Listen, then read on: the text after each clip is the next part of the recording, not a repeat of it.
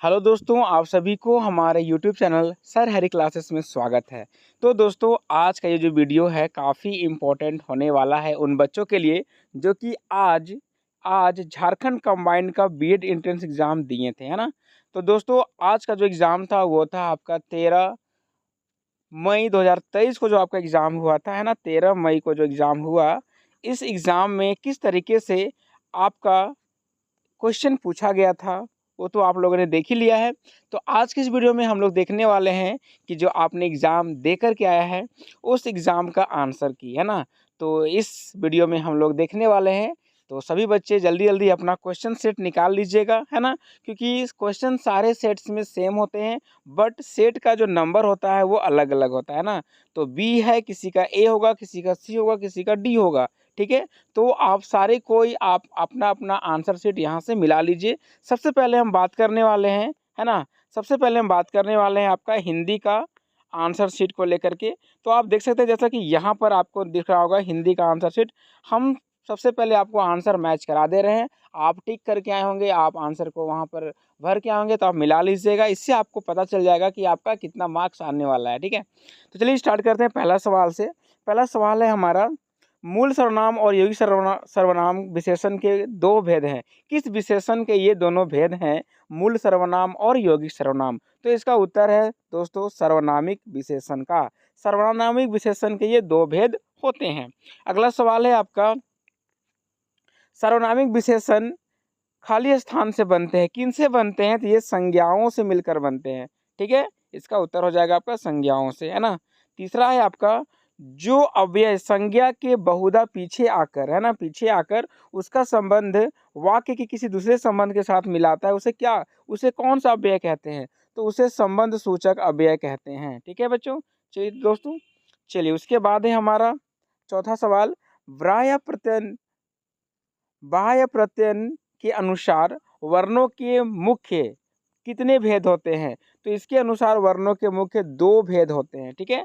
आप अगर आपने दो मारा होगा, अगर दो में टिक किया होगा तो बिल्कुल सही है आपका, है ना। चलिए आगे बढ़ते हैं, सवाल नंबर 5 है और ये बिल्कुल भी आसान सवाल है ना। पाँचवा नंबर जो है, हिंदी में कुल कितने सर्वनाम होते हैं? इसका उत्तर है 11। अगर आपका उत्तर 11 है तो बिल्कुल सही है। आगे बढ़ जाइए, विशेष्य के साथ विशेषण का प्रयोग किस प्रकार से होता है, मतलब कितने प्रकार से होता है, ठीक है। विशेष्य के साथ विशेषण का प्रयोग कितने प्रकार से होता है? तो आपका उत्तर है 3 प्रकार से होता है, ठीक है। अगर आपने 3 को सही किया तो बिल्कुल सही है आपका, 3 प्रकार से होता है। 7वां नंबर है, क, ख, च, छ, ट, थ, त, फ, ब जो भी है, ये किस तरह के वर्ण हैं? तो दोस्तों ये आपका अघोष वर्ण कहलाते हैं, अघोष वर्ण, है ना। चलिए 8वां है, मूल स्वरों के मेल से बने हुए स्वर क्या कहलाते हैं? मूल स्वरों के मेल से जो स्वर बनते हैं दोस्तों, इन्हें संधि कहते हैं। क्या कहते हैं? संधि कहते हैं। तो बिल्कुल अगर आपका उत्तर संधि है तो बिल्कुल सही है ना। चलिए फिर आगे बढ़ते हैं हम लोग। सवाल नंबर 9 यहाँ से शुरू होता है, यदि मुंह से पूरा श्वास निकाला जाए तो शुद्ध खाली स्थान ध्वनि निकलती है। तो शुद्ध कौन सी ध्वनि ध्वनि निकलती है जब मुंह से पूरा श्वास निकाला जाए? तो है ना, तो आपका उत्तर है निर्नुनासिक, निर्नुनासिक ध्वनि निकलती है बच्चों, ठीक है। चलिए आगे बढ़ते हैं दोस्तों हम लोग। 10 नंबर में है, हिंदी भाषा में व्यंजनांतक संज्ञाएं नहीं है, ठीक है। हिंदी भाषा में व्यंजनांतक संज्ञाएं है ये नहीं है, ठीक ना। तो खाली स्थान भाषा की, यानी कि किस भाषा की अधिकांश व्यंजनांतक संज्ञाएं हिंदी में आकारांत पुल्लिंग हो जाती है? तो आपका उत्तर है संस्कृत भाषा की। जी बिल्कुल, संस्कृत भाषा आपका सही उत्तर है।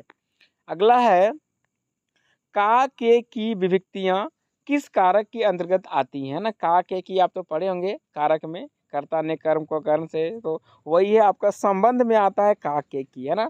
संबंध कारक में का के की आता है और बिल्कुल आपका सही जवाब है। उम्मीद करते हैं कि आप लोगों ने इसे संबंध में ही मारा होगा ना। चलिए आगे बढ़े। आगे हमारा सवाल आता है फिर 12 नंबर में, ठीक है। वाच्य क्रिया बहुधा आवश्यकता के अर्थ में, है ना, मतलब किस वाच्य क्रिया बहुधा आवश्यकता के अर्थ में आती हैं? जैसे कि वहाँ कैसे बैठा जाएगा और लड़के से चला नहीं जाता, ठीक है। ये सब किस वाच्य में आएंगे? कर्मवाच्य में, कर्तवाच्य में या भाववाच्य में? सब भाववाच्य में आएंगे, ठीक है, भाववाच्य में, है ना। अगला है विसर्ग, विसर्ग किस वर्ण है, मतलब किस तरह का वर्ण है विसर्ग? तो आपका कंठीय वर्ण है विसर्ग आपका, ठीक है, कंठई वर्ण आपने अगर सही किया तो बिल्कुल सही है। आगे बढ़ जाइए। शब्दों के उच्चारण में अक्षरों पर जोर से जो धक्का लगता है उसे क्या कहते हैं?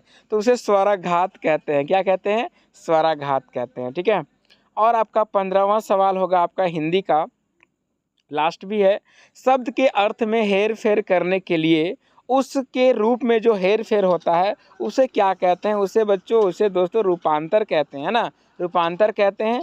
और ये था आपका हिंदी का 15 सवाल। उम्मीद करते हैं कि आप में से बड़े सारे लोग 15 में से 15 स्कोर कर सकते हैं, है ना।